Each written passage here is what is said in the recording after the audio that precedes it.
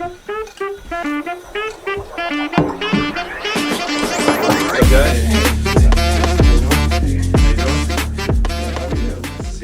right, so we're talking today, unfortunately, the sad topic of school shooting.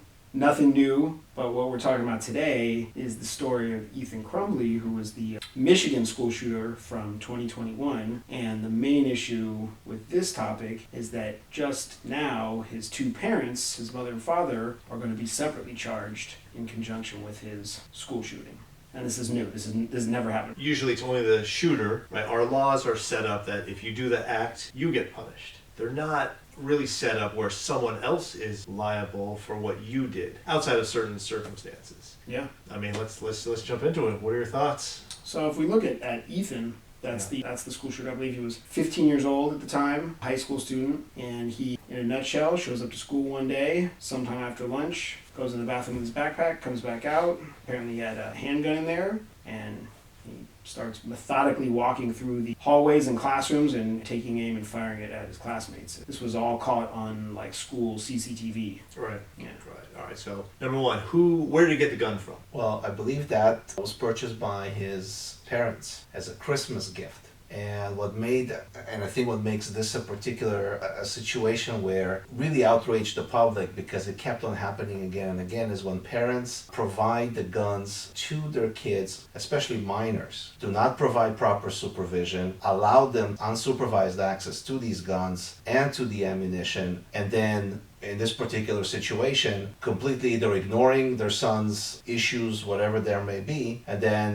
it eventually ends up being with another mass shooting. So in this situation, he's at school. I think he ends up killing 4 of his classmates or schoolmates, injures a half dozen or so others. Unlike so many of these other instances, he does not die himself, either by self-inflicted wounds or by the police. He's captured, he's arrested, he's tried, he's convicted. I believe he, the 15-year-old, who's now I think 17, is facing or serving a life sentence without parole. Correct. Yeah, okay. And so now the focus has turned to the parents. And if we go back to some of the days and events leading up to the school shooting, there's some stuff that has come out that maybe this kid was calling out for some help in certain ways, and it was really being maybe ignored or unaddressed. The issue is the parents. Did they know, and should they have known?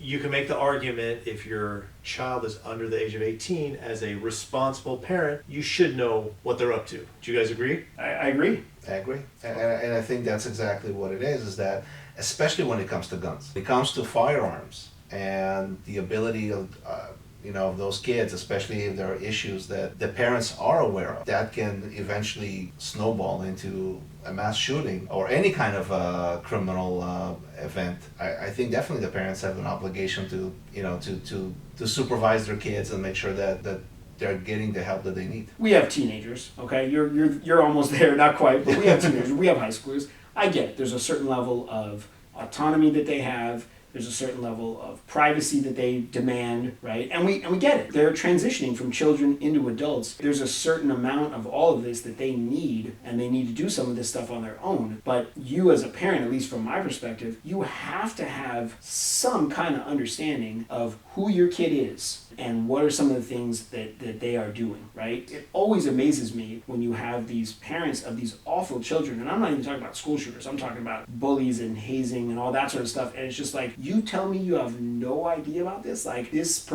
child never exhibits any of these behaviors in front of you at home when you guys are out socially, any of that stuff, right? Maybe they do, and they don't think it's going to get to this level. That's kind of fair to say. And then what criteria are parents going to have to live by? Are they going to have to search their kids, go through their social media posts, go through their notebooks? That's really offensive to a child who's between the age of 16 and 18. I mean, you guys would know. Absolutely. They're going to say, whoa, parents, I'm out of here. You can't do that to me. Because they think they're adults. Well, and I think in this particular situation, there were warning signs. There were issues. And then the teacher actually caught him searching for ammunition, right? And then at that point, when he got in trouble for it, the mom's response was, well, don't get caught the next time. Not, don't do that. Yeah. Right? I mean, it seems like that definitely puts it over the edge of, culpability and criminal action of, you as a parent, this is your minor, you bought the the gun, you put it in play, you allowed them to get the ammunition and access to it. In fact, the thing I believe that they actually wanted to go, or they did went to do a practice shooting on Christmas or whatever that may be. There has to be some responsibility there too from the parents as well. So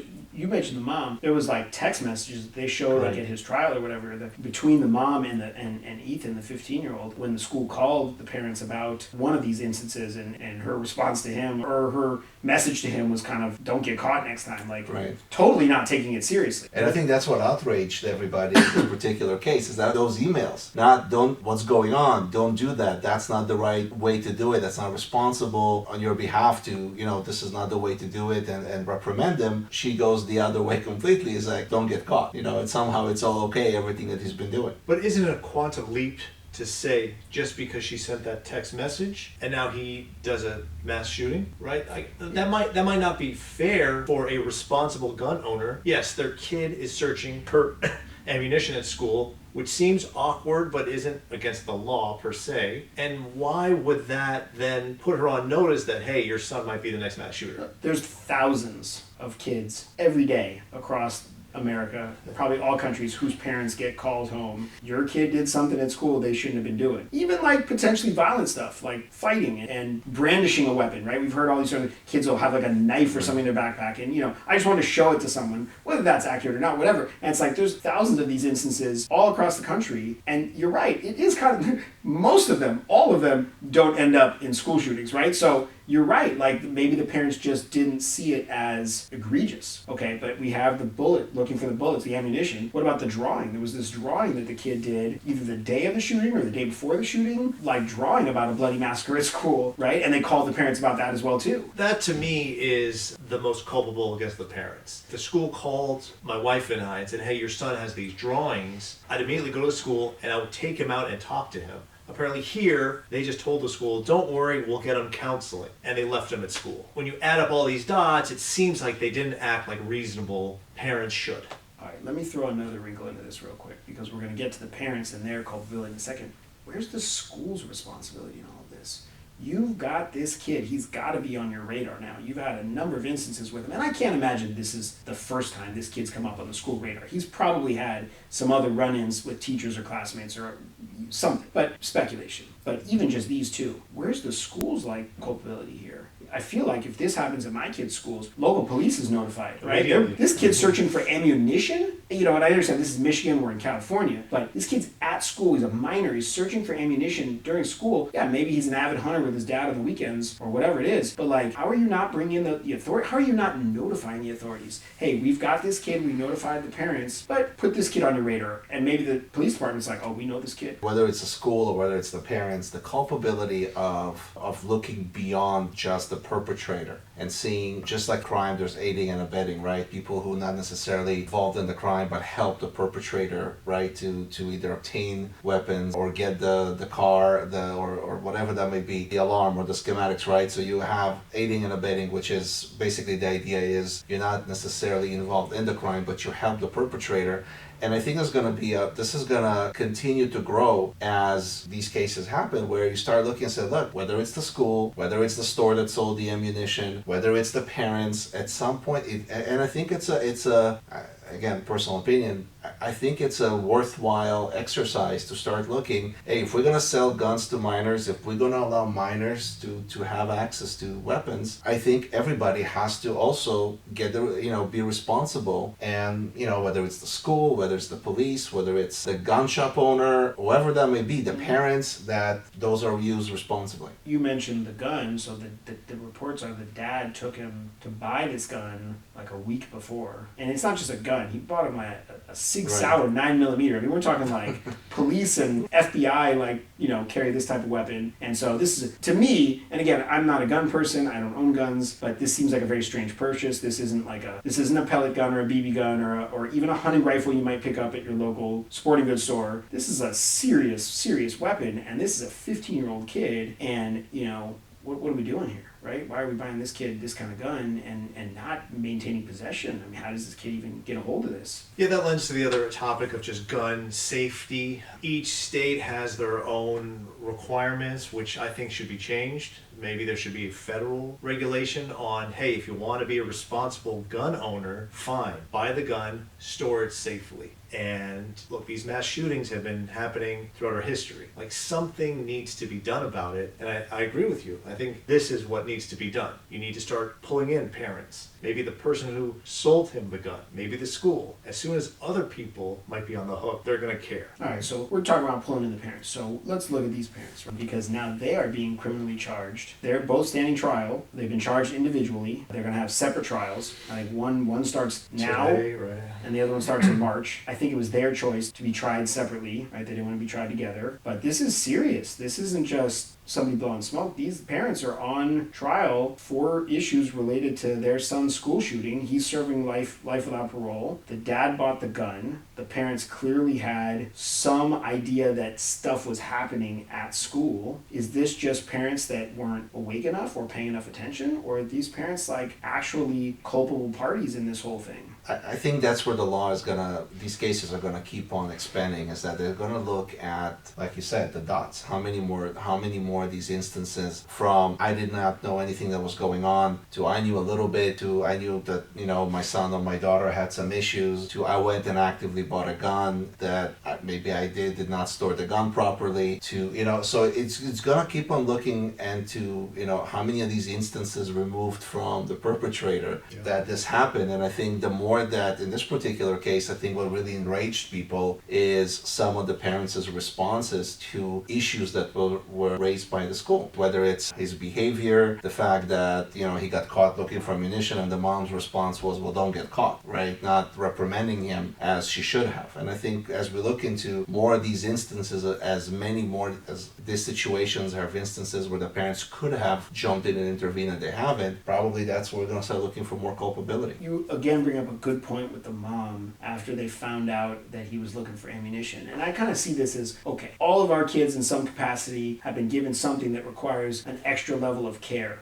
Okay, I think like a bicycle, or a skateboard, or something like that, right? Car. But even before you get to that, let's go simple. Take a skateboard or a bicycle, okay? And we know you're going to wear a helmet. If you're going to go outside and you're going to ride this bicycle, you're going to wear your helmet, right? And if me as a parent, if I get a call from a neighbor or a friend around the corner says, hey, I saw, little Timmy riding his bike and he wasn't wearing his helmet, when little Timmy comes home, we're going to have a conversation about, hey man, you gotta practice like safety, and you got to wear this helmet when you ride the bike, because if you don't and you fall off your bike, you could hurt your head. So here's the same situation on a much higher scale. We know this kid was bought a gun. He's searching for ammunition. This is something that I would think this kid comes home from school and the parents sit him down and say, we need to talk a little bit more seriously about gun safety and appropriateness, because this is something you do with your father, safe practices and in a safe environment. You shouldn't be at school looking for ammunition and scaring the teacher or the fellow class, right? I mean, it's like, where is any of this? And this is probably why these parents are being tried, because I'm guessing none of this was ever happening. To your bicycle example, the only counter argument is, okay, fine, I'm a responsible dad. I go, hey son, wear the helmet. He goes, sure, Pops, no problem. He then meets up with his buddies, throws the helmet aside, barrels into 10 other kids, and they all get injured. Mm-hmm. Now, I'm the bad guy because my son made those poor choices.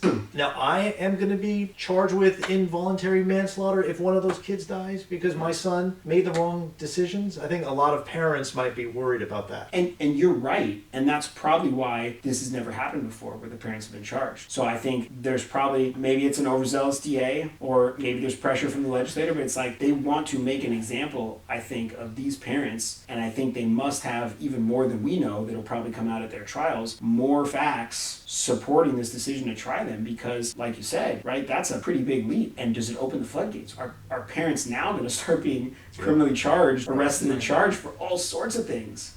But you are with the car. The car is just as dangerous as a gun, right? And if you give the keys to your car to a person who you know is not ready and they then hurt someone, maybe you should be responsible. And I think, by the way, that's a very interesting point. If a car is as lethal as a gun, and the child, had issues driving before, tickets and so forth, how is that potentially different than some of the warning signs that were exhibited here, correct? Except that with a car, there's lots of oversight. If you're getting tickets, you're either insurance is getting jacked up even more than it already is for a youth or a newer driver having a thing, or maybe they're getting their license pulled altogether, right? And so we don't have that same oversight here with guns. There's some initial oversight to purchase a gun, but once that gun's purchased, you go where you go, right? There's nobody monitoring it. That's why I think they should have a chain of custody from when the gun is purchased to resold, and I think that's where we're headed. That's the only way this is going to stop. Otherwise, these things will never stop. And it's unfortunate, but...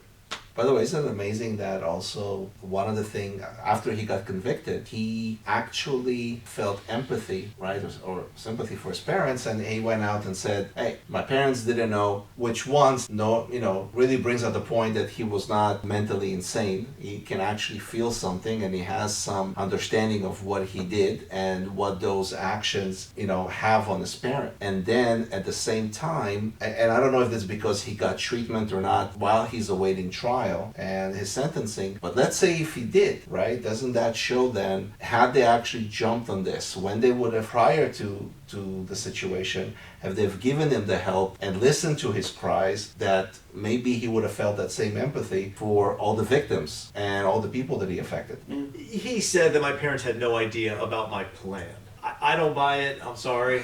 What do you guys think? It doesn't move the needle at all for me. How could they not have some idea? So they found after the fact this kid, Ethan, had a 22-page journal, right there, describing everything he's planning to do, including very specific statements, I believe, something about he first wanted to kill this pretty girl so she could feel what he feels. Lots of lusting, excited commentary from him, about how he really wants to do this. And wasn't that also, some of it was actually on his desk, right? It wasn't just in the journal, I believe, right? I mean, it wasn't... They found a picture on his desk with a gun. It said, I can't stop these thoughts, help me. And that's when the school called the parents. How is the police department not involved? If I'm the principal at that school, I pull that kid out and we go talk to the cops right away. And this stuff happened the next day, so it's if he just would have called the police, maybe they would have talked to this kid, maybe they would have pulled him out, maybe he would have been at school that day. I mean, there's so many what ifs. Right.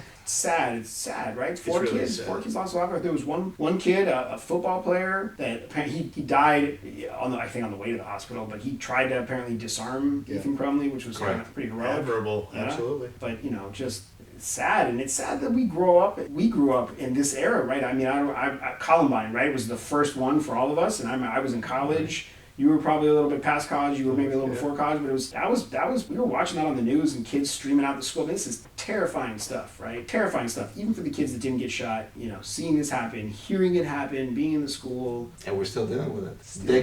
Decades after, we're still dealing with it because there needs to be laws. Well, no one's saying take away every single gun, but if you want a gun, you have to be so responsible, and there needs to be safety measures. Going back to the car, there's a speed limit. You have to wear a seatbelt. You need airbags. With a gun, none of that exists. I almost think there should be a higher level of insurance that you have to buy. If you purchase a gun, I agree. You have to purchase an additional insurance policy that's expensive, that make you think twice about, do I really need this gun, right? Yeah. What really differentiates, and it's amazing that that's the situation where we're at, is that with a car, you actually have to go through driving school, and you have to pass a test. Gun ownership doesn't have any of those things. You just have to apply for a license, which is amazing. I don't know if we want to teach everybody how to get a better shot, because that's really what it is. Wow. I mean, look, I don't want to make jokes about this, but this kid did a lot of shooting. I think it was 30 rounds, and he really only hit half dozen people, maybe 10 people at most. So thankfully, he wasn't a better trained, better shot. But realistically, and the major issue here is what's going to happen with these parents. Their trials are starting now and in the next month or two. We're going to do a part 2, I imagine. We'll have to wait and see, right? We don't know what's going to happen. And it's involuntary manslaughter, which is just an unintentional killing. So they don't have to have known that he was going to do it. It's just the fact that it was done. And they were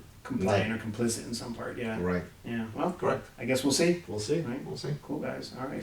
Thanks Good for chat. doing this. Yeah, good chat. No?